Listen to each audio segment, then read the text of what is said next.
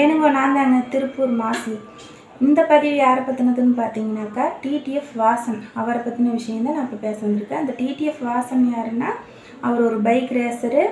அடுத்து நிறைய சிக்கல்களில் அவர் சிக்கியிருக்காரு. நிறைய பேருக்கு பிடிக்காத விஷயமெல்லாம் பண்ணியிருக்கிறாரு. ஆனால் இப்போ எல்லாருக்கும் பிடிச்ச மாதிரியான ஒரு விஷயம் பண்ணியிருக்கிறாரு.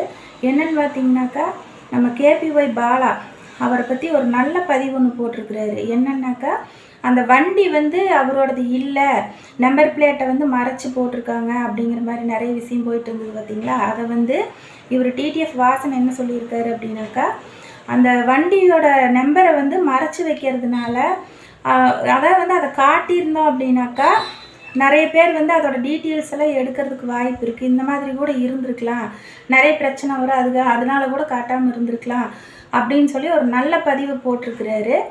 அடுத்து டிடிஎஃப் வாசன் என்னன்னு பார்த்தீங்கன்னாக்கா, நீங்கள் இப்போ மேரேஜ் பண்ணியிருக்கீங்க. அது நீங்கள் யாருக்குமே தெரியாமல் யாருக்குமே சொல்லாமல் ஒரு 4 பேர்த்த மட்டும் வச்சு ரொம்ப சிம்பிளாக பண்ணியிருக்கீங்க. ஆனால் உங்களுக்கு சோசியல் மீடியாவிலையும் சரி நிறைய பக்கம் உங்களுக்கு ஃப்ரெண்ட்ஸ் இருக்காங்க. ஏன் நம்ம ஜிபி முத்து அவரு கூட இருக்கார், அவரையெல்லாம் பைக்லலாம் வச்சுட்டு ரவுண்ட் அடித்து எல்லாம் பண்ணியிருக்கீங்க.